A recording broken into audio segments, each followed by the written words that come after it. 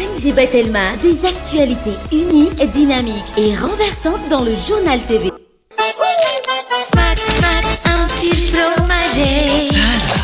Smack, laiko freda fatsiro, sady foana inanazy. Sakobis, gaska tsara. Fianambidy hatramin'ny 10 isanjato manerana ny magazay Batimax rehetra ary 10 isanjato be izao kosa ho an'ny rayon carrelage sanitaire luminaire. Tandremo tara sao isanjato Batimax, la qualité au meilleur prix. Vous présente Ny vaovao.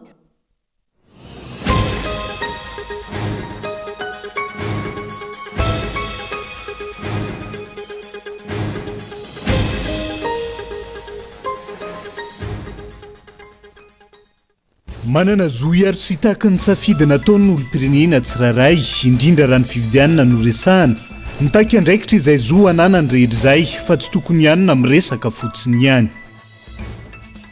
mitanany rambony hatramin'ny Madagasikara eo amin'ireo maro drefim-pampandrosoana rehetra fa sivy maneran-tany indray isika amin'ny tsy fisitrahana herinaratra araka ny tatitry ny ODD 7 nataon'ny Agence Internationale de l'Énergie.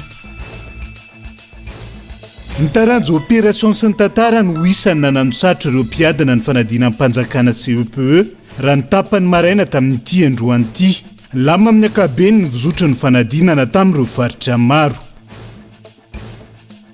Lehilahy ray nampiaraka teny amin'ny lalam-baovao andota-penaka no nakan'ny polisy munisipaly vola tsy misy antony fa nampin'izay nasaina nandohalika nandritra ny adiny 3 izy ary nokapohina ny faladiany.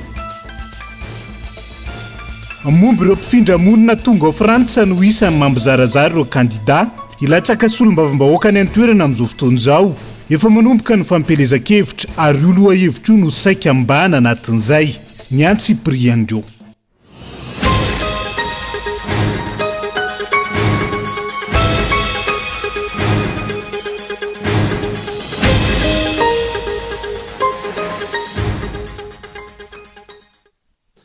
Finaritra tongo-klasy tongo-vavy tonga soa indray atao anaty fotoana ny fampalalam-baovao amin'ity alina ity atena ny araba ary manasanao ihany koa anaraka izay toy ny mazatra matoa andatsoratra nondeha anokafantsika ny fampalalam-baovao amin'ity alina ity manana zoiaro sy hitaky ny safidy nataon'ny olom-pirenena tsirairay avy indrindra raha ny fividianana no resahana mitaky andraikitra izay zo ananany olona tsirairay avy izay fa tsy tokony ihanona miresaka fotsiny ihany ka atao andriatsilafo. Fanontaniana maro no mipetraka amin'izao fotoana fiandrasana ny voka-pifidianana ofisialy avoky ny ACC izao. Mbola mitoy ihany koa ankilan'izay ireo karazana fanambarana milaza fa miandra-pitoniana ny vokatra ofisialy miantso ny ACC hitsara ara-drariny sy araka ny lalàna manentana ny olom-pirenena hiaro ny safidy nataony sy ny sisa. Zoanana ny olom-pirenena tsirairay io miaro sy mitaky ny safidy nataony io mananjoany eo hevitra ankalalahana hiaro ny latsabato nataony ny isam-batan'olona. Tsy tokony adino nefa fa mitaky andraikitra ny fananana zo izay ny mahazo sy andraikitra ny fifidianana. Matetika atao adin'ny olona io fananany andraikitra io raha miresaka sy mitaky ny zony fa iny matetika ny anivon'ny fiarahamonina ohatra ny fitarainana momba ny herisetra teraky ny fifehezana na ny tsy fisitrahana ny vola miditra ao an-tokantrano. Eo ihany koa ny fandrarana ny vehivavy tsy asa na hitady vola adidy ary zo mimpivady ny raharaha fiahina ara-bola ny tokantranony ary voasikajy ho herisetra ara-bola ny sakana sy ny famerana ny ray amin'izy roa tsy hisitraka izany zo izany. Manana andraikitra ihany koa nefa ny mpivady hiahy ara-bola ny ao an-tokantranony. Ankilan'izay mitaky ny zo aran'ny tontolo iainana isika indrindra ny zo nentim-paharazana saingy manadino ny andraikitra tokony ho raisina manoloan'izany. Zo nentim-paharazana amin'ny tontolo iainana ohatra ny manapaka hazo atao kitay anaovana trano valanomby tranomborona sy ny maro hafa. Ankilan'izay nefa manana andraikitra amboly azo ny olona anoloana ireo azo notapahany ireo. Efa nisy fotoana aza nampitaina tamin'ny rehetra fa izay manapaka hazo iray tokony ary tsy maintsy mamboly hazo 2 na 3 faravakeliny. Zava-dehibe araka izany ny fitakinany zo saingy tokony fanaraka mandrakariva amin'ny andraikitra. Raha zo ara-politika no takina ohatra amin'izany ny fanajanany safidy nandritra ny latsabato dia manana andraikitra ara-politika ihany koa izay rehetra mitaky. Ny andraikitra dia tsy inona fa zavatra tsy maintsy atao ho fiadidiana olona na zavatra ka ny tenan'ilay olona mihitsy no tompon'antoka aminy. Miandry ny vokatra avoky ny ACC isika izao mitaky ny zo anajana ny safidy nataony ihany koa. Midika izany fa manana andraikitra hanatsara sy hanova ny tontolo politika eto amintsika. manana ndraiky teny olo-pirenena tsirairay avy anara-maso ny fiainana politika fa ty janona fotsiny ihany amin'ny fitakiana zo tahaka izany avokoa ny lafy-javatra rehetra eo amin'ny fiainana ka na inona fitakiana zo tsy maintsy misy andraikitra izay tsy maintsy ho raisina ihany koa izany hoe mitaky zo manana andraikitra ary tomponantoka io fehi-kevitra io ny tokony ahaizana mandanjalanja ny fitakiana atao satria na inona ambara tompona andraikitra sy tomponantoka izay rehetra mitaky ny zony matoan-datsoratra ny sampana fampalalam-baovao ho an'ny androany zay fa sarotra ho an'ny fitsarana avy momba lalam-pandrenina ny fandidiana ho ny fomba fiteny ny mpanao politika amin'izao fotoana izao eo anatrehan'ireo fitoriana maro napetraky ny kandida izay nifaninana tamin'ny fifidianana sy solombavam-bahoaka efa hita amin'ny fomba fiasan'izy ireo sahady ny fitongilanana amin'ny fanomezana vahan'ireo kandida miaraka amin'ny fanjakana raha misy ny fitoriana voaray sy ny fitsaran'izany ho ny antoko otrikafo tamin'ity androan'ity Henri Florian. Na eo aza ny famerimberizany fanjakana amin'ny lafin-javatra maro samihafa anisan'ny vahoaka malagasy mba tsy hifantoka betsaka amin'ny fiandrasana ny valim-pifidianana farantio iny tsy mahasarika firy ny malagasy izany fa miandry fatratra ny valim-pifidianana izay avoaka ny asesiny rehetra amin'izao fotoana izao izy sy ovany ve nivokatra vojomaika izay navoaka ny seni farantio iny sa tsy io no fanontaniana an-tsainy ny mpanara-baovao fa raha ny hita hatreto maro ireo fandikandalana sy osoka hitana rehetra iny fifidianana solombavam-bahoaka tio iny fa tsy hiteraka fitonina eo ampiandrasana voka-pifidianana ireo rehetra ireo ozy hoe sarotra aloha no hiverina hoe ao anatina fitonina no andrasana ny leraraha satria ny arahantsika nahita tanteraka zany ny fikorontanana ilay fifidianana sy ny alatra vato miariary nataon'ireo milaza azy io kandida-panjakana sy ny mpitondra-panjakana amin'ny akapobeany ka ozy hoe ratarafina amin'izay fotsiny ao anatin'izay hoe fanodikodinana sy fangalarana raha zay le azo ilazana azy ny safidim-bahoaka zay dia ozy hoe sarotra ny eritreritra hoe ampitonina ny andrasana nylay fanapahan-kevitra ny ACC fa ozy hoe ny fanapahan-kevitra izay avoaka ny ACC eo dia ozy hoe io no iantoka mety eo filaminana na sanatria io fikorontanana ny firenena satria ny fifidianana solombavam-bahoaka nge tafiditra ao anatin'ilay antsony vahiny hoe élection de proximité zany hoe fifidianana manakaiky vahoaka io tsika nefa miara-mahita fa misy kandida-panjakana terena fotsiny zao ilany misy alabato miariary na mafisy ny ty mpanao politika nanaovana fanadidina ty ihany koa fa efa hita taratra sady ny fitongolana ny ACC amin'ny fandraisana sy ny fijerevana ireo fitoriana ny kandida tsirairay avy manome vahana manokana ny kandida miaraka amin'ny antokony mpitondra fanjakana izy ireo ia raha tsika mahita aloha zany fa maro ireo karazana fitoriana izay napetraka teny amin'ny ACC dia hitantsika sady koa zany fitongolana ao anatin'le raharaha satria rehefa ny mpitondra fanjakana no manao le fitoriana dia hiazakazana ny famoahana nylay fanaovana nylay ataontsika hoe fanadiadiana nylay fitoriana fa rehefa ny aty ankilany kosa ny mametraka an'izay dia ohatrany milolalola eo le raharaha any zany ianao dia efa mahita fitongolanana sahady amin'le traitement atao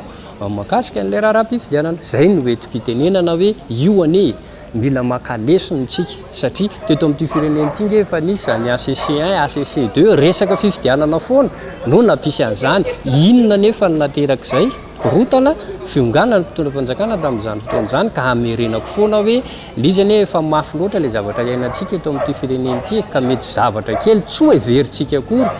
no ampiteraka an'izay korotan'izay na ozy hoe mety io resaka fifidianana solombavam-bahoaka io raha tsy mitandrina ny ACC sy ny mpitondra fanjakana amin'ny akapobeny raha nitsiry antsofina mandeha amin'izao fotoana izao ny daty ny 7 jona ho avy izao no hamoaka ny voka-pifidianana ofisialy ny eo anivon'ny fitsarana avo momba ny lalam-panorenana ny tanany rambony hatrany Madagasikara eo amin'ireo maridrefy mpampandrosoana rehetra amin'izao fotoana izao fa sivy maneran-tany indray isika amin'ny tsy fisitrahana herinaratra araka ny tatitry ny ODD 7 nataon'ny Agence Internationale de l'Énergie fa raha tsy nitolotra omeny orinasa JIRAMA izay hanamafy ny fampitehany toe-karem-pirenena amin'izao fotoana izao ho nivondry mipandra raha vehivavy malagasy sy aty amin'ny ranomasimbe indiana na ny FOI Madagasikara honina saina. Eo amin'ny larana fasivy maneran-tany no misy any Madagasikara amin'ny tsy fisitrahana herinaratra araka ny tatitry ny ODD 7 na ny objectif du développement durable tamin'ny alalan'ny Agence Internationale de l'Énergie ambany ny tany fitombon'ny fisitrahana herinaratra eto amintsika araka ny AIE izay manodidina ny 200 isa-taona nanomboka ny taona 10 no mankaty ary ny taona 2020 ny 7 isan-jato ny tokantrano malagasy any no nahazo izay herinaratra izay ambany ny tokantrano mahazo ny herinaratra fa mbola ratsy ihany koa ny tolotra omeny ny orinasa jirama raha tsy aka afa-tsy ty fahatapahany herinaratra matetika ity olany eo amin'ny famatsiana herinaratra izay misy fiantraikany mivantana amin'ny sehitry ny fandrarahana ho ny faneho-kevitra ny tompona ndraiky teo anivon'ny vehivavy mpandraraha eto amin'ny ranomasimbe indianina ny EFOI Madagasikara izay ivondronana mpandraraha madinika sy salatsarany mahery ny 300 isa. Rehefa tapaka ny jiro dia tapaka ny activité na koa mety manimba ny entana izay mila frigidaire ohatrany na natao famokarana ianao tapaka ny jiro dia simba les processus an'le production manao ary mety very client koa ho an'ireo manakatao dia mety afaka mividy groupe izy anefany misy koa zay raha voatra izy ka mividy groupe dia tsy maintsy ampiakatra ny vidin'entana izy na ny coût en service ataony dia efa misy pénalisé zany satria lafo noho ny hafa ary tsy rehetra koa nefa no afaka miditra amin'izay fividanana groupe sy mampiasa groupe izay tsy mifatapahana ihany no iaretan'ny mpandraraha fa ny vidiny ny herinaratra koa izay tombo azo lazaina mihitsy hoe isaky mahazo facture ianao dia mitaintaina hoe ohatrinona indray no aloha ary na mampiasa ianao na tsy mampiasa ianao dia tsisy fiainana mihitsy zany eo amin'le facture izay voaray. Mampaneno lakilosy indray ireo mpandraraha manoloana ity tolotra omeny ny orinasa jirama ny mpanjifa ity mialohany tsy ahapotika tanteraka ny toe-karena malagasy. Karaha ohatra ka tiana androso i se développer ny activité économique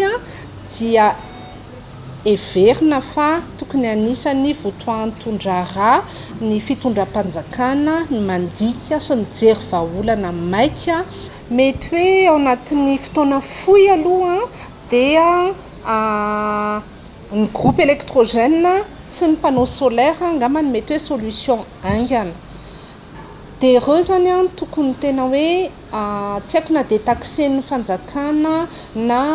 ijerevana bailleur mba isubventionné an'le izy mba ahafahany orinasa madinika mividy ary mandotsy kelikely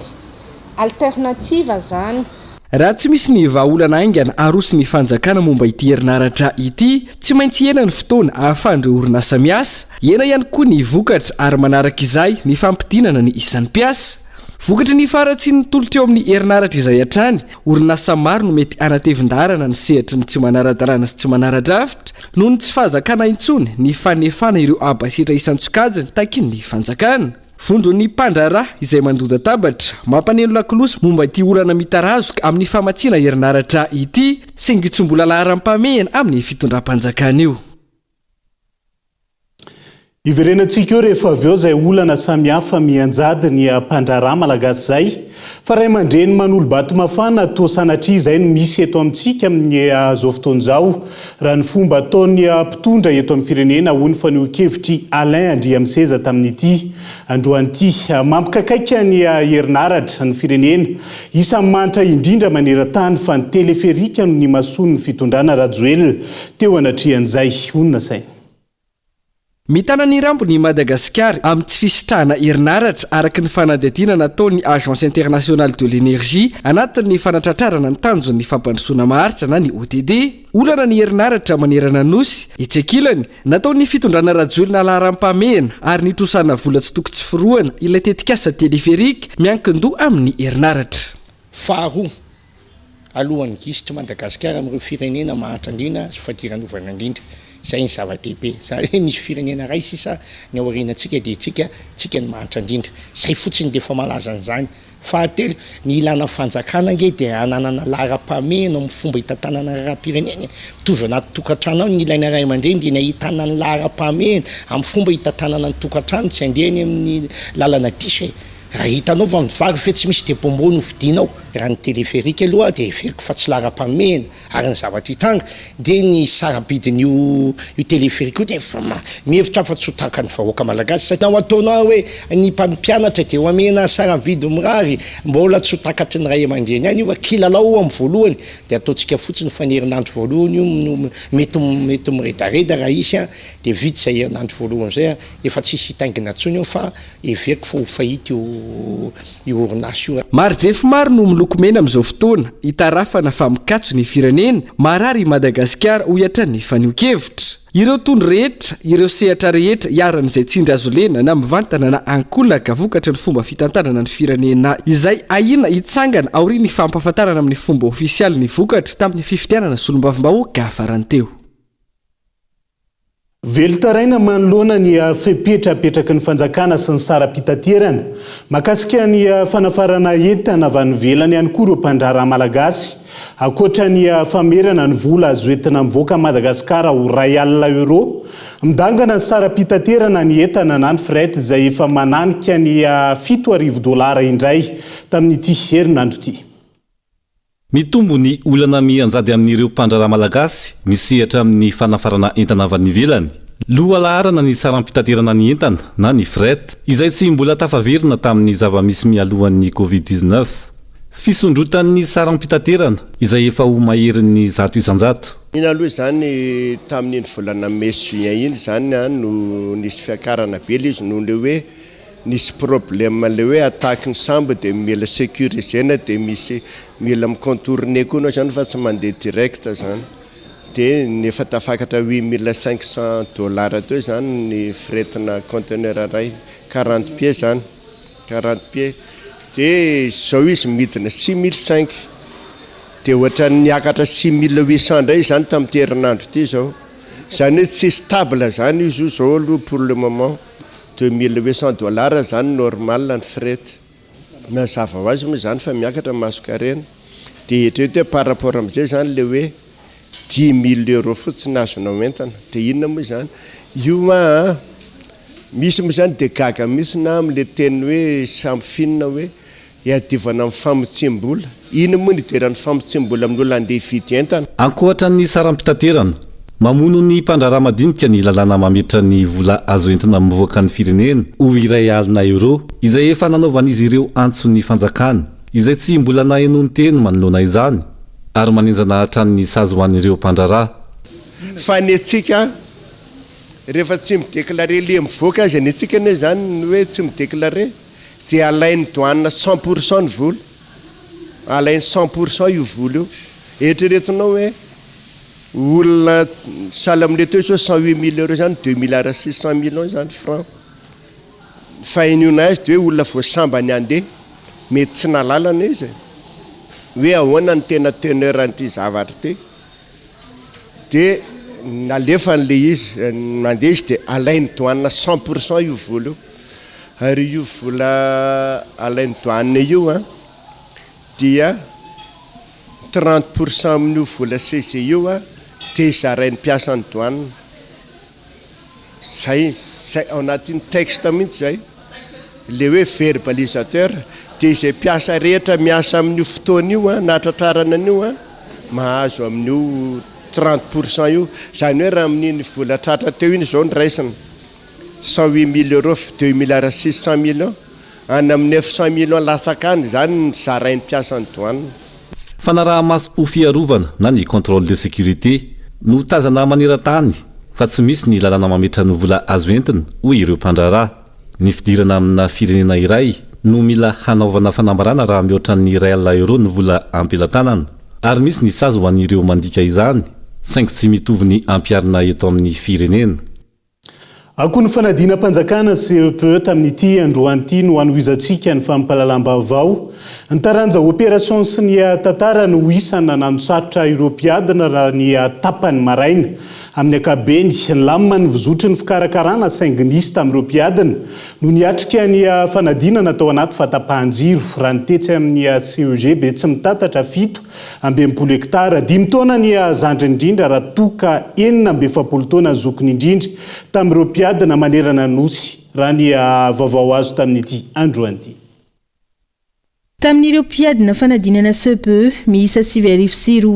10 tsy manerana ny nosy 5 taona ny zandrindrindra niatrika ny fanadinana CPE raha toka 7 taona ny zokony indrindra amin'izany raha ny teto amin'ny Cisco Antananarivo renivohitra manokana miisa 7 sy 7 ireo miadina ary 1 sy 3 tamin'izany no tsy tonga niatrika ny fanadinana. Raha ny tetsy amin'ny fitoeram-panadinana CEG Betsy mitatatra 17 hektara niteraka fitantena ho an'ireo mpiadina sy iray aman-dreny ny fahatapahan-jirony verimberina ny tapany maraina teo. Enjakenjana ihany fanomanana vola ihany moko tsy maintsy zay reny moa tatoko tapaka ny jiro miantso jirama miantso ary ato neo misy salina maizana be zany satria ato misy salina maizana be hono ary ambadika ary dia miantso jirama zay dia ohatran'ny fila tapaka tsy fantatra tsony vao nanomboka vao niditra mihitsy zay vao niditra mihitsy ankeo dia sifleny nampiasaina teo dia zareo moa manana le portatif ty mandehandeha eo miteny nefa kay ny jiro tapaka tena niatrika mahafaka manontany reo nisy niatrika fanadinana tao anaty maizana satria nanontany zaza tetsy aho zany ato izy misy salina maromaro mihitsy tena maizana ary amin'le coin ry sy le coin ry ka zay teto velany teto ny kokondo dia niantso jirama niantso 547 zay dia nahazo ihany moa fa tena ohatrany tsisy valo raha tsy afaka adiny ray tateo ary tsy afaka anjanona fa nitoetra ny laza adina ho ny tompona andraikitra tetsy amin'ny CEG tsy mitatatra 17 hektara vitan'ireo mpiadina araka ny tokony ho izy ihany ankilan'ireo laza adina nateo aza izay fahatapahan-jiro ny verimberina izay ny olana herinaritra dia le stage io dia rehefa miverina ny jiro dia nandeha araka ny tokony ho izy ny fanadinana nandeha foana le izy anie atao hoe maizimaizina fa tsy teny hoe maizina be satria ireo salina rehetra reo misy varavarakely misy varavarambe daholy fa matahotra le ray aman-dreny sao dia tsy ahita ho soratana le zanakay fa nahita ny soratana ihany izy amin'le toerana satria tsy teny hoe maizina be tsy mifankahitana mihitsy dia ny raha teto aminay manokana 1638 nisan'ny candidat nysoratra anarana dia 3 no tsy tonga tamin'ireo taranja misy afety tsy maintsy natrehiny isan'ny nanamosatra ireo mpiadina raha ny fanazavana ny fiatriana ny opération sy ny TFM manano tantara na izany velom-panantaniana hatrany ireo ankizy niatrika izany mora ny examen tamin'ny maraina TFM sarotsarotra kely dia ny opération ny mora indrindra eo ihany ny amiko zany dia ny kady sy ny lazaolana ny mora ny géographie tsy nisy olana fa milamina tsara tsy haiko fa zay fotsiny aloha irina mba ho afaka daholo sarotra ihany le izy raha hoe oharina amin'le CEP blanc natao le tantara zao no tena hitako hoe sarotra tantara sy problème eny tsy fantaniana tany am-pianarana le izy français géographie ny tena tiako fa malagasy tsy dia haiko mbola hianatra zava-dehibe ary tsy azo atao ambany zavatra ny diplôma CPE ireo ray aman-dreny nanoana ireo ankizy teny an-toerana androany dingana iray eo amin'ny fiainana ity fanadinana ity na mampametra-panontaniana aza ny lanjany any aoriana ka marjefo ho an'ny rehetrarehetra moa zay mahafaradinana azy zay ary natao an'ny teo aloha ary tsy hita moa zay maharatsy azy mandraka kehitriny dia rariny raha toka mbola mitoy izay mandraka kehitriny tena manandanja tokoa satria le izy fanadinana voalohany alain'ny ankizy eo amin'ny fiainana dia manandanja satria raha tsy manana an'io dia ohatrany hoe tsisy diplôma le ankizy dia tena mbola ilaina mihitsy le izy fa tsy azo atao tsinotsinona tompoko le izy aloha tsy dia miasa tsony amin'ny asa fa zany hoe mba mahafaly ny ankizy zany hoe manana diplôma dia tsara le izy asorona foana ihany miisa 14 ireo mpiadina manana fahasembanana moana sy marenina niatrika ny fanadinana CPE tetsy amin'ny CEG tsy mitatatra 17 hektara manana mpandika teny izy ireo ary manana tombony 15 minitra hoanina amin'ireo mpiadina tsotra raha ny fanazavana hatrany ao anatin'izay fanadina mpanjakana izay hatrany fa hiazo ny faritra vakinakaratra vetivetsika tafiakatra hatramin'ny 8 ny tapatongavan'ireo mpiadina niatrika ny fanadina mpanjakana tany antoerana tamin'ity androan'ity tamin'ireo laza adina rehetra nanatombonoireo mpiadina tsotra ny orana natanteran'ireo mpiadina manana fahasembanana ny laza adina ny tany antoerana izay nahitana mpiadina manana fahasembanana miisa 20 andrinirina ray andria miarosokolo Antsirabe raha ho afary-piadidy mpampianarana eto vakina karatra manokana ho amin'ny fiatrehana ny fanadina-mpanjakana CEB izay notanterahana androany talata 20 ny volana jona 2024 dia tsikaritra fa nahitana fiakarana salapavitriana ireo mpiadana tonga niatrika ny fanadinana izay miisa 3,907 sy 4 alina izay notrizaraina tamin'ireo fobe-mpanadinana miisa enina teto vakina karatra. 7 taona zandriny indrindra tamin'ireo mpiadana ary 5 taona no zokiny indrindra. Niakatra hatrany amin'ny 20 isanjato ny tahan'ireo mpiadana tonga niatrika ny fanadinana CEB ho any teto amin'ny fatry vakina karatra ary azo lazaina fa nalamina amin'ny ankapobeny fizotriny hoy ny taleparitra ny fanabezam-pirenena aty atoerana. Zany hoe misy tapavitriana hatrany amin'ny 20 isanjato zany tsika zao am'izao ny tsy fahatongavana zany mazava azy mandidina ny 2 isanjato eo zany ny ankizy tsy tonga niatrika ny fanadinana tamin'ity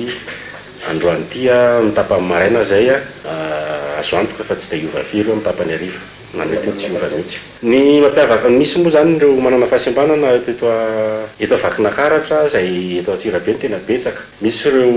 manana olana ara-pahitana zay miadina eny amin'ny CEG Ambinimbe mpianatra ny fofajary eo. Misy ireo manana olana ara-pianona mpianatra ny fofama. Dia misy koa mpianatra amin'ny sekoly hafa zay eo amin'ny fofama no miadina ireo zaza reo. Misy ihany koa ireo manana olana ara-batana mihitsy zay miadina eo amin'ny CRMM. 20 tamin'ireo mpiadana naka fanadinana CEB teto vakina karatra ireo no manana fahasembanana. Manatombo amin'ireo mpiadana tsotra hoy ireo tompona andraikitra teo anivon'ireo fobe-mpanadinana izay voatokana ho an'ireo olona manana fahasembanana ny ora anatanterahana izy ireo lazaadina. Ho an'ireo mpiadana manana olana ara-batana dia ambavana onaovina izy ireo ny lazaadina. Ary amin'ny tenin'ny tanina kosa ho an'ireo mpiadana manana olana ara-pianona, ireo mpiadana manana olana ara-pahitana no mampiasa fitaovana raha ny fanazavana. Mahatombo kokoa zany ny anazy ny ora satria misy an'ilay fanazavana tsy fanampiana fa fanazavana ny taridalana mahakasika ny sujet ny lazaadina zany dia misy fanazavana amin'ny tenin'ny tanana zay io ny teny tena ampiasaindry zareo dia manana 10 minitra fanampiny zareo isaky ny taranja ka raha miaraka amin'ny ankizy rehetra izy dia manahirana izay. Reto aminay zao misy mpiadana anankidimy dia ny anankefatra amin'ireo oral satria tsy afaka manoratra fa ny anankiray ihany manoratra dia ny ankizy oral misy mpampianatra mitranscrire mandika ny examen zany hoe izay zavatra tonony ny vavany zany no adikan'ny mpampianatra ao hatrehany surveillant hafa ihany koa. Dia misy temps additionnel 15 minutes par matière ny mpiadina eto amin'ny CEG CRMM. Ny mpanadina eto dia mpampianatra eto ihany satria somary sarosarotra amin'ny découvrir langage ny ankizy eto dia tsy maintsy mpampianatra eto ihany manadina ny oral. Araka izany dia vinanina ho amin'ity farany herinandro ity no ivoan'ny valim-panadinana CEB ho aneto amin'ny fari-piadidy mpampianarana eto vakina karatra manokana raha nambarany taleparitra ny fanabezam-pirenena aty atoerana. Nitombo hatramin'ny 9 isanjato ny mpiadana niatrika ny fanadinam-panjakana ho an'ny faritra Boeny tamin'ity taona ity ny fanadinana izay nizotra mpilaminana tamin'ny ankabeny. Anja Robert Kolomanjanga. Nahatratra 7 sy 1 alina ny isan'ireo ankizy voasoratra anarana niatrika ny fanadinana CPE tato anatin'ny faritra Boeny. Nahita mpiakarana 7 hatramin'ny 9 isanjato izany tamin'ity taona ity raha oharina tamin'ny taondasa. Ka 7 taona ny zandriny indrindra ary 5 taona kosa no zokiny indrindra amin'ny ankapobeny nizotra tao anatin'ny filaminana ny fanadinana. Eo amin'ny 8-9% eo ny fiakarana. Tamin'ity taona ity somary nanova fomba fiasan'ny ministera atao hoe entitra dia entitra ny sécurisation io lazaadina io nanomboka tany amin'ny conception jusqu'à le nanao le acheminement taty amina Cisco na ao anovona centre ary mbola nisy consigne nomenanay amin'ny telo maraina hoe jereo zavatra ohatran'izao hatreto tsy misy atao hoe incident par rapport amin'ny prévu reo lazaadina reo ary ny tanjonantsika moa anaovana ty fanadinana ty ao anatin'ny filaminana sy mangarahara tanteraka ka eto moa zahay mampanantena itsika ray aman-dreny itsika mpianatra fa ivoaka alohan'ny 26 juin ny fanadinana CPE ato anatin'ny Draine Boeny. Ho an'ny teto Mahajanga dia noraisina ny fepetra ary nampahafantarina mialoha ny ray aman-dreny fa hatreo amin'ny vavahady ihany no afaka manatitra ny ankizy anala fanadinana izy ireo. Le izy no somary strict be le zareo tamin'le zay fidirana zay satria le zay ray aman-dreny zany naniry hiditra tao hijery an'le salan'ny zanakanay dia tsy navelandreo dia nalahelo kely zay. nefa moa rehefa zay mifepetra dia nanaraka zay indray aman-dreny aloha zany amin'ny maray aman-dreny anazy dia miditra manaraka ny zanany hoe voatotra ao am-pianarana tonga ao am-pianarana mihitsy ny ankizy vao hoe iny lasy fa règlement moa ilay izy dia nanaraka ny rehetrarehetra hoe miambina ny ivelany ray aman-dreny tsy mahazo miditra aty anatiny rehefa hiditra hianatra ny ankizy hanao examen dia mipetraka teny ivelany daholo dia nanaraka daholo ny rehetrarehetra eo ihany amin'ny ankapobeny ny laza adina ho an'ireto ankizy niatrika fanadinana ireto tsara izy tao mety sarosarotra kely fa mety foana izy tao teo tamin'ny opération sy problème hitako moramora teo mety teo tamin'ny malagasy teo misy teny tsetsay kely faly hoe vita soma tsara le CP antonontono foana izy tao dia inona ny tena mora tao tena mora tao hitako zao tantara dia inona ny tena sarotra tena sarotra tao zao dia matematika tena mora tao géographie tena hitako sarotra tao ndraiky français yaoarany za ndraiky matoko hoe ho afaka za mity ho an'ny sisiko ny majanga voalohany dia mitotaly 7 sy 909 ny ankizy voasoratra anarana hiatrika ny fanadinana CPE tamin'ity taona ity ka ny 5 amin'ireo ankizy ireo dia manana fahasembanana arabatana mona sy marenina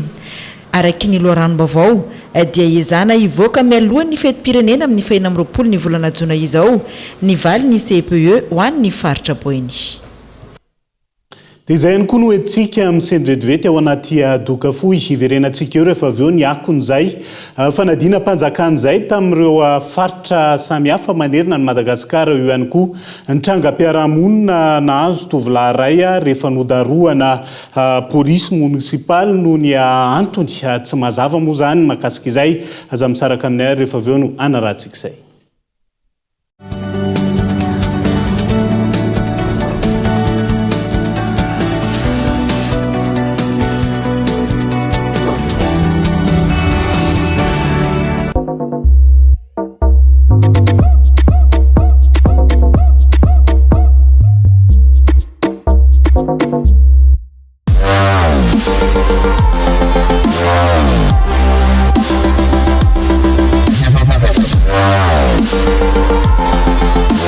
Découvrez de nouvelles sensations. La Fibre Go est chez vous pour 99 000 par mois. Oui, vous avez bien compris, 99 000 seulement. Abonnez-vous vite en Télémashop.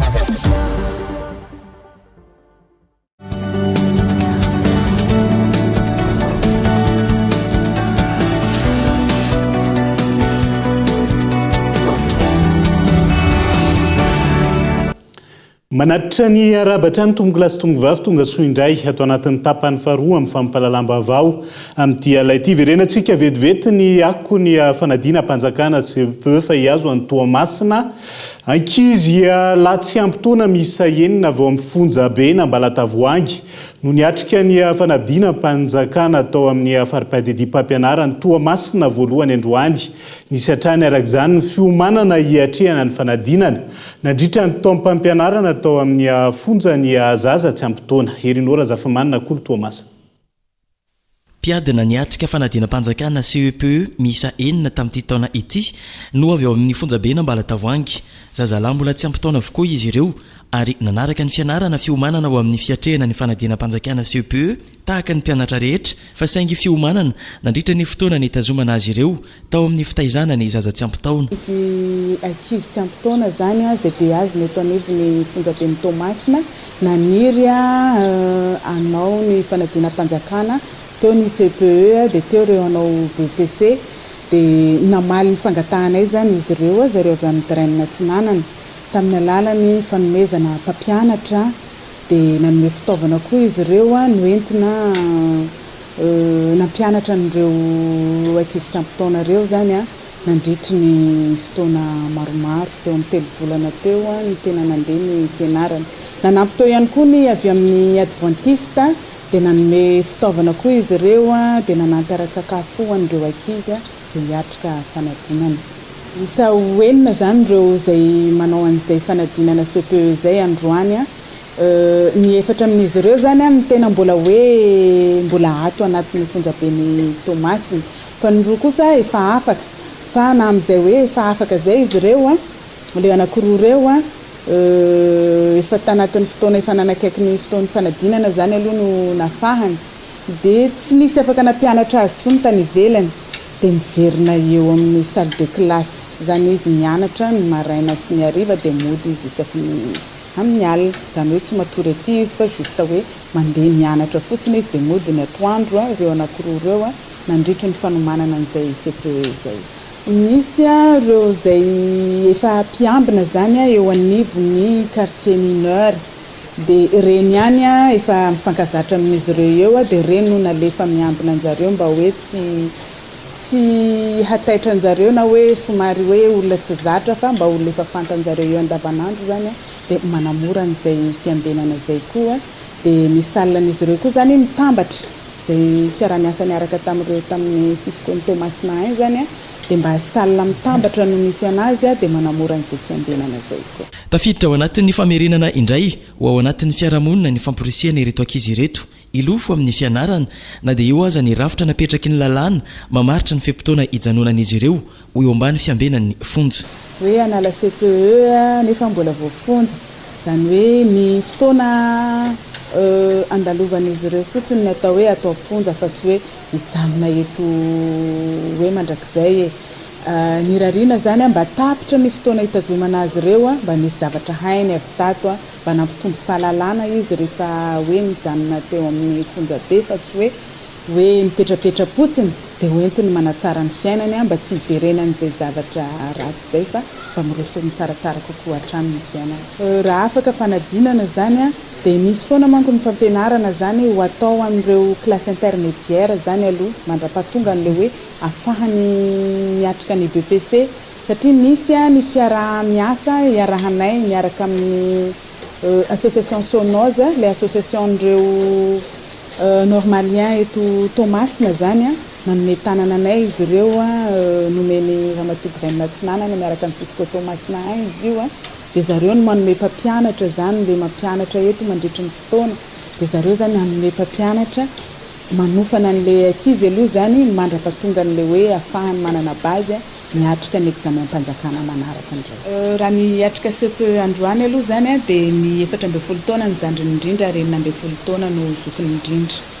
dia raha ny makasika ny saziny dia mbola ao anatiny ny andry ny fitsarana zareo zany hoe prévenu daholo izy ireo anio mbola nanatsika espoir zany hoe raha tahinika tsy condamné zany zareo rehefa mandalo fitsarana dia afaka mivoaka tsara. Misy amin'ireo ankizy tsy ampitoana izay be azy na ao anatin'ny fonjabena mba latavoangy io ihany koa no miomana hiatrika ny fanadina-mpanjakana BEPC amin'izao fotoana izao. Ny fanjakana amin'ny alalan'ny ministera ny fanabeazam-pirenena no miantoka ny fampianarana izay atao ao anatin'ny fonja io ihany. Avy any Toamasina dia andao hiazo ny Toliara maimaika fa ao anatin'izay ako ny fanadina-mpanjakan'izay hatrany miaraka amin'ny Bonhomme Élisée. 7 taona ny zandriny indrindra ary 4 taona no zokiny indrindra amin'ireo mpanala fanadinana CPE eto anivon'ny Cisco ny Toliara voalohany tamin'ity aniody izay misandrahaka amin'ny fitoeram-panadinana N eto an-tampon-tanànan'ny Toliary. Samy nahitana fiakarany avokoa na ny isan'ny mpanala fanadinana amin'ny ankapobeny na ny isan'ny mpiadina manana fahasembanana na isan'ireo tsy tonga niatrika izao fanadinana mpanjakana CPE izao raha nitaha tamin'ny taona lasa. Inscrit tamin'ny taondasa dia 3891 dia 3922 zany tamin'ny taona tia dia donc nahitana taha-piakarana 0,8%. Par rapport amin'ny effectif ny présent tamin'ity taom-pianarana tamin'ity fanadinana ty dia 3819 ny présent raha toa ka 102 ihany ny absent izany hoe ambany dia ambany ny taux d'absence eo amin'ny 2,60%. Par rapport amin'ny ny moins âgé na hoe zanjiny indrindra dia 7 taona zanjiny indrindra raha toa ka 24 ans kosa ny be indrindra. Ny momba ny élève na ny candidat en situation de handicap dia nahitana fiakarana zany amin'ny ora farany satria misy ireo candidat izay non déclaré ho en situation de handicap dia niakatra ho 20 izany amin'ny ora farany. Maro amin'ireo ray aman-dreny no tonga nanotrona ireo zanany tamin'ity androany ity ho fanomezan-toky azy ireo raha ny fanazavana. Fa ela agnatin'ny scolaire raiky igny nanomana azy avy tebiteby amin'izay androany amin'ny andro farany ity hoe santé ny manakory fahasalamana embena soa sao dia rarirary accident dia farany tsy maintsy magnotra ny zaza zany tegna mba atsona amin'ny andro farany anjany koa ro hampisy raha maro dia tsy maintsy hotsony dia aterina hatsamy farany fanomanana aloha dia niomana hatramin'ny ankizy fiomanana ara-batana ara-tsaina iaby miomany aby nanaty anazy amin'ny après-midi io zany ao anan'izao dia efa militsy amin'ny saly izy dia miboaka koa ivelany ao miampy firavahany koa satria tsy hay avao misy raha ilà ray aman-dreny tampoky dia izao zany tsy nametsaka numéro amindreo zay fa dia efa miandro eo zany io dia fa tsy manino fa nitapahana zany activité aby an'izany fa embena azy amin'ny andro raika androany ity mitovy amin'rozy nanao azy koa tegna ray aman-dreny samy nitaintaina hoe niboaky rozy nanontania hoe nanoratsy zay vo afaky ny fitaintaina-tegna. Amin'ny ankapobeny nizotra ampilaminana ny fanatotosana ny fanadinam-panjakana CPE ho an'ity anio ity vinavinaina hivoaka mialohany faha 40 ny volana jiona ho avy izao kosa ny valim-panadinana CPE ho an'ny eto anivo ny fari-piadidian'ny mpampianarana toliara voalohany. Valitsikeo ny makasika ny fanadina mpanjakana andrasana ampitoniana toy ny voka-pividianana ihany koa ny valiny ao anatin'izay fa hovaina manomboka izao ilay noty mandrary ireo vondron'olona eny fotony hisitraka ny zonetim-paharazana ao anatin'ny fitantanana ny ala raha nitapaka nandritra ny atrikasa izay niarahan'ireo vondron'olona eny fotony na ny VOI sy ny ministera tompony andraikitra tamin'ity androany ity io noty io navoaka amin'ny ministera io izay isan'ny mampirongatra ny fitrandrahana tsy ara-dalàna ho ny firaisamonim-pirenena tafo-miavo no ireo vondron'olona eny fotony tsy afaka misitraka izay zonetim-paharazana amin'ny fitantanana ny ala araka ny tokony hoy izay. Daniela Minoasoa. Ny ataovy nanomboka ny taona 2012 araka ny noty navoaka ny ministera ny tontolo iainana sy ny fampandrosoana lovainjafy ny fahazondalana ireo vondron'olona eny fotony hisitraka zonetim-paharazana ao anatin'ny fitantanan'ny ala. Isan'izany ohatra ny fitrandrahana ala toa fanafody, ny fanamboarana valanomby, ny trano sy ny maro hafa. 5 taona taorian'ny namohan'ny ministera io noty io tsy nitsanondrongatra ho ny firaisamonim-pirenena tafo-miavo ny fandripahana sy ny fitrandrahana tsy ara-dalàna teto Madagasikara. Anton'izany tsy misitraka izay zonetim-paharazana izay araka ny tokony ho izy ireo vondron'olona eny fotony. Antony angatany solotenan'izy ireo na ny VOI fanovana io noty navoaka ny ministera io. Tapaka ilay zonetim-paharazana izay nisy akony maromaro satria rehefa tapaka zonetim-paharazana dia hitombo zany ilay tsy fagnarahan-dalàna hoe nisy fitrandrahana tsy ara-dalàna maromaro izay tsy maintsy nataon'ny olona satria ilainy ilay zavatra nefa rarahanao ary izy tsy hoe zavatra hamidy fa tena ilaina andavanandro dia ny tombony zany izay atao hoe fandripahana ny ala zay dia raha ny vahaolagna hita teto zany dia atao hoe azo ny tanjona satria tao agnatin'ny tolo-kevitra ny VOI zany niaraka tamin'ny reo hoe mpisehitra andresana tereo zany hoe mila hatsaraina zany mila hovaina io noty io zany ka tokony havahana tao manokana mihitsy zany no an'ny zonetim-paharazana VOI na nyfokon'olona fa tsy atambatra amin'ilay resaka fitrandrahana hazo zay mety hoe fidiram-bola zany marina amin'izany fa ny zonetim-paharazana dia mizara roa misy resaka fitrandrahana zay mety hoe miditra amin'ny fidiram-bola fa mindray zonetim-paharazana zay tena ho an'ny filana andavanandro mihitsy. Nisy androany atrika narana fifanaovan-tsony teo amin'ny ministera ny Jony sy ny toe-karena manga ny ministera ny tontolo iainana sy fampandrosoana lovainjafy ireo mpisehatra amin'ny tontolo iainana sy ireo vondron'olona eny fotony na ireo VOI ho fitakiana izay zonetim-paharazana ireo fokon'olona mitantana ny arena voajanahary ny fotony izay. Tapaka nandritra izany fa hovaina sy ho hatsaraina io noty mandrara ny fandripahanala navoaka ny ministera ny taona 2012 io ahafahan'ireo vondron'olona eny fotony misitraka ny zony araka ny tokony ho izy. Fanovana izay andrasana ny fampiarana azy ho hiatrany ny fanazavana. Lafomba vao hafa maherin'ny 5,000 ireo tanora misehatra amin'ny asa nomerika sy digital. Andrasana mandritra ny Salon de l'Emploi du Numérique à Madagascar. Hetsika izay karakarain'ny Orange Digital Center ho fanampian'ireo tanora amin'ny lafiny arak'asa. Misokatra ho an'ny rehetra araka izany etsy amin'ny gara Soarano izay ahitan'ireo orinasa misehatra amin'ny nomerika sy ny teknôlôjia. Ny faha 1 sy faha 2 ny volana Jona ho avy izao fitinokolona. sehatrasa malalaka ny tontolo nomerika sy digital ary teknôlôjia ikafarany raha ny eto Madagasikara manokana mandidina ny telo alina ireo asa mifanaraka amin'izany raha nambarany teo anivon'ny Orange Digital Center ity fitoerana ity izay manampy sy mampiofana maimaim-pona ireo tanora liana amin'ny resaka nomerika. Karakarainy Orange Digital Center namandritra ny roa andro ny hetsika zagik ho fanampiana ireo tanora ahazo asa. Un salon de l'emploi parce que nous nous sommes rendu compte aujourd'hui que entre les jeunes foaran'ny asa le izy satria tsikaritra ankehitriny fa misy ny ilanilana eo amin'ireo mpianatra vao navita fianarana sy ireo orinasa mitady mpiasa. Amin'ity andian'ny fahatelo ity nosafidinay ny amoahana ny traikefan'ireo tanora navita fianarana. Misy ireo orinasa mpamokatra lehibe no ho avy hanome tolotrasa maro. Isy ihany koa ireo orinasa misehatra amin'ny banko ho avy eo mihodina amin'ny traikefa sy nomerika ary digital araka izany ny hetsika. Tsy natokana ho an'ireo manampahaizana amin'ny aitaiko fotsiny ihany ity hetsika ity. Isa-taona mandritra izany dia tanjonay hatrany ny iantso ireo orinasa mpamokatra ahafahan'izy ireo ihany koa mitady ireo tena manana traikefa amin'ity sehatra ity. Eux aussi l'accès aux compétences numériques dont ils ont besoin. Manana ireo traikefa ahafana mamaly ny filana amin'ny tsenan'ny asa nomerika ireo tanora malagasy raha ny fanazavana hatrany. Tanora maherin'ny 5,000 araka izany no andrasana amin'ireo tolotrasa samihafa mandritra io hetsika io. Isika mahay isika ny zavatra tsy ampy amintsika fotsiny dia le fivelaran-tsaina ao anatin'le fanaovana le asa satria le teknôlôjia mivoatra rapida be mihitsy naingana be fivoaran'le teknôlôjia dia mila mahita ny zavatra ataon'ny olona kafa any ivelany dia izay ny tena votoatiny ny zaraina le izy koa zany ao anatin'itony salon tony ao anatin'ny zagika fahatelo ity mizara ny zavatra hita any ivelany mba hahafahan'ny tanora maka le traikefa dia mampiatra le izy satria izay traikefa izay ny tena tadiavin'ny orinasa izay mampiasa ny fahaizana tena hoe fahaizana tena afaka amin'ny teny mihitsy mahatalehan'ny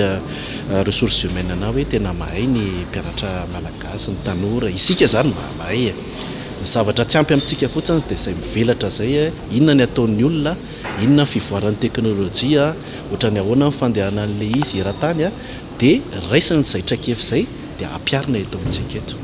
ohatrany efa betsaka ihany ny call center sy ny BPO ireny zao efa misy raha tsy diso efa misy any amin'ny 30,000 emploi amin'izao. Araka izany ho tanterana etsy amin'ny Garasoarano ny faraka amin'ny 20 sy 22 jona ho avy izao ny hetsika zagik izay karakarainy Orange Digital Center orinasa manodidina ny 70 no hanolotra tolotrasa samihafa ho an'ireo tanora. Isa mampiavaka ny hetsika oharina tamin'ny taondasa mandritra ireo roa andro ireo ny fampahafantarana mikasika ny intelligence artificielle izay efa mahazo vahana amin'ny tontolon'ny asa ankehitriny. Trangam-piarahamonina lehilahy iray nampiaraka teny amin'ny lalam-baovao andota-penaka nonakan'ny polisy munisipaly Vola tsy amin'ny antony fanampon'izay nasaina nandoalika nandritra ny adiny 3 izy ary nokapohina ihany koa ny faladiany aiza ny zonay hoy izy ny taraina manoloan'izay ka eto Andriatsilavo. Velotaraina ity lehilahy iray raha sendra nampiaraka teny amin'ny lalam-baovao ny farany herinandro teo. Antony toerana amoron-dalana misy mpanasa lamba no nipetrahany niaraka tamin'ilay sakaizany. Tonga avy any ny polisy munisipaly 3 araka ny filazany ka nitondra azy avy hatrany. Ilay sakaizany kosa nalefan'izy ireo nody. Nentin'izy ireo tamin'ny toerana iray tsy lavitra akory nasaina nandoalika nandritra ny adiny 3 nisorona ny kiraro sady nokapohina ny falady atongony. Notakiny ireo polisy munisipaly ireo vola 3 hetsy ariary izy satria voalaza fa nipetraka tamina toerana tsy azo idirana. Tsy nanaiky ny lehilahy ka nitoy hatrany ny kapoka tamin'ny taoko fafa. Nosavaina avy eo ny entana teny aminy ka vola 4 alina sy 1 hetsy ariary ividianana entana no tao. Nalain'izy ireo hoe vola io ka 400 ariary sisa no ambiny. Tsy nijanona teo raha ny fitarainana voaray. Rehefa azo niny vola tapitra ny ora 3 nitazonana azy tao nalefan'izy ireo nandeha ary mbola narahany afara sao mitantarana miantsy vonjy raha ny fitarainany atrany. 3 hetsy ny lazainy zareo alohako nefa zatsy mana 3 hetsy dia avy eo nampidiny hoe 2 alina 2 hetsy no alohako dia 4 alina sy 1 hetsy le vola valera taty aminah dia izay no nalainy. Ny ratra nataony anatao tompoko dia nampandoaliana sady mbola nivelesiny tamin'ny kifafa tompoko ny anako dia ny tongotro ny faladiako izany hoe isany tsy nikapoka ambony fa any amin'ny ambany ohatrany hoe tsy hitan'ny olona zany any amin'ny faladiny velesiny zany nampandoaliany dia rehefa nampandoaliany teo dia tsy hitany tsy ohatrany hoe tsy hitany zany ohatrany tsy hitany fiakasina azo tamin'ilay taoko fafa dia navoakany zareo le dombolo le ohatran'ny misy ronjam-by reny ny sainga amelezana nafarany zay ny tena natahorako namezako an'ilay volana azy le izy polisy municipal tompoko zay mihitsy le soratra am'le gilet misy gilet anaovan'zareo reny le ohatran'ny anake le gilet kely anake virarme reny dia zay le soratra am'izy dia zay koa le soratra am'le satroka araka izany manao antsoavy hijerena akaiky ny fomba fiasan'ireny polisy munisipaly ireny ity lehilahy ity ireo polisy ireo izay mbola manohy manambana hatramin'izao fotoana raha ny fitarainany atrandy amin'izay zay mbola ataony menasy ihany hoe tsy mahazo mandalondala le toerana nefa le toerana azo idirana misy manasa lamba le toerana misy miandromby ny olona rehetrarehetra mandalo daholo tsisy mitety sakanany raha ohatra zay zany nandalo teo nefa tsy ny sakanany zareo mivoaka io vontratrariny tao le toerana dia mivonoiny dia mangataka amin'ny antsavo zay tompoko mba tokony ho jerena ny zavatra misy ohatran'ireny satria lasa ohatran'ny zay majinika lasa ohatran'ny ataony zareo menasy ety amin'ny anna nefa zavatra tokony hoe mba jerena ihany lalana anna nefa zavatra tsisy zay tsy nanao ninino fa mba hoe mipetraka niaraka fotsiny zay tao amin'le toerana tsy nangalatra zay tsy nanao ninino fanontaniana apetraka ity lehilahy ity ny hoe aizany zoananany tsirairay manoloany zany trangy izany mananjoanao izany ve ireo nakany vola taminy na eo aza ilay tsy fanarahan-dalàna hiampangana azy mandry ve ny sain'ireo voalaza fa polisy munisipaly nakavola tsy ara-drariny sy nampijaly azy ireo ny polisy munisipaly zany ireo mpampiaraka no voakendra manokana atao anatin'izay fa raha ny tany mahajanga voasambotry ireo mpaniendaka ireo mitsangatsangana eny amin'ny bord de la mer ny mpampiororo sy mpandrava ary mpanao sito mahery amin'ny faritra tsara rano ambony aranga iray Velboiron eny amin'ny fokotany Mahavoky Anja Robert no mitatitra ny antsiprian'izay mpanendaka mpitsangatsangana teny amin'ny bord de la mer mpanakana mpandalo mively Boiron tao amin'ny faritry ny Mahavoky ary ireo mpampiorohoro mpamaky trano no sady mpanendaka tao amin'ny fokotany tsara rano ambony ireto jiolahy tratry ny polisy pirenena ny Mahajanga ny farany herinandro teo ireto alohan'ny zao fety fankalazana ny fahaleovantena zao dia misy hetsika manokana ny ady amin'ny tsy fanjepalemana zany hoe ady amin'ireo mpanao ratsy efa nahazo fampanjanesana vaovao zay teo amin'ny bord dia misy tanora ray avy nanjava sy nanjoba ny olona zay mitsangatsangana tena amin'ny bord ny azoma iny ihany ny faefatra amby folo ny volana jona teo fanendana miaraka amin'ny fanjatsana olona iray mitondra moto teny amin'ny faritra Mahavoky avaratra eny amin'ny Manainga zipo voasambotra ny rapitsiny io any jolahy io teny Tsahibingo ary koa tafaverina ireo entana ny telefona ny moto saika nangalary ny tovolahy ity nafampana ny tao amin'ny faritra tsara rano ambony nandritry ny sarika ampandrina nataony polisy pirenena raha ny fanazavany ka misa roa ny jiolahy voasambelona raha toa ka lavo ny bala ny polisy kosa ny iray tamin'izy ireo betsaka ny fitarainana na ny vahoaka mandalo na manodidina ny amin'ny asa fanendana fanjobana fikasitanana ary koa miaraka amin'ny fanjahonana amin'ny antsy sy zava-maranitra amin'iny faritra iny misy andian-jatovo maromaro ary koa efa henonay ny anaran'izy ireo hainay ny fihetsika ireo satria manana fihetsika maherisetra ary koa mampiororo ny vahoaka madinika manoloana an'izany tsy hipetra-potsiny na hitaza fotsiny zay polisy pirenena fa tsy maintsy mandray ny andraikitra tanjifanay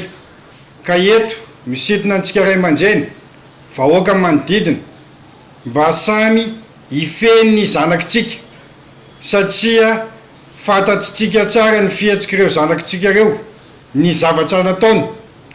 ary koa ny manodidina koa mahafantatra an'izay zavatra izay ka samia mananatra mitaiza an'ireo zazareo mba tsy sin'ny fanomezantsiny naneno heviny manoloana ny namonoana ny fianakavian'izy ireo ny avany maty tamin'ity raharaha ity tena malahelo tokoa zao bebeny amin'ny zavatra nanjoany jimy na misy ary ny ditrany zaza marina zaza izy a tsy azo antoka ny fanany a zay niteraka kanefany zavatra ohatran'izao dia tena mampalahelo nahoana ny fitahana zay hoe any amin'ny centrale nitondrana azy kanefa raha tampoka eno any morga lazaina fa maratra mbola tatrany fofinaina nefa faty ny enonay sy hitanay zay ny zavatra mampalahelo anay ary raha olona ny lefa izy a tsy tifitra any an-tamosina ve raha olona ny lefa tifitra devant zay ny tena mampalahelo anay efa natolotra amin'ny fampanoavana avokoa izy efatra amin'ny rahalahy ireto raha toa ka mbola karohina fatratra kosa ny naman'izy ireo maresaka iraisan'ny pirenena vetivety momba ireo mpifindra-monina tonga ao frantsa no isany mampizarazara ireo kandida hilatsaka solombavam-bahoaka any an-toerana amin'izao fotoan'izao misy amin'ireo kandida no hanolotra tolo-dalàna amin'ny fizakana ny zoam-pirenena frantsay saingy miankina hatrany amin'ny fitsarana avy momba ny lalam-pandrenana ny mahakasika izay efa manomboka amin'izao fotoana ny fampelezan-kevitra ny an-toerana ary io no isany lohahevitra saika ambana mandritra an'izay fampelezan-kevitra izay dia izay ihany koa no entina manakatona ny fampalalam-baovao amin'ity alina ity naiza misy anao ankasitrany ianao nanaraka ny fampalalam-baovao azadimo noronan-tsara mitondra ny lohateny ici avec toi ao anatin'ny sokajy romance izy io izay anasana anao hatrany tsy hisaraka amin'ny fitalavitra kolo veloma tompoko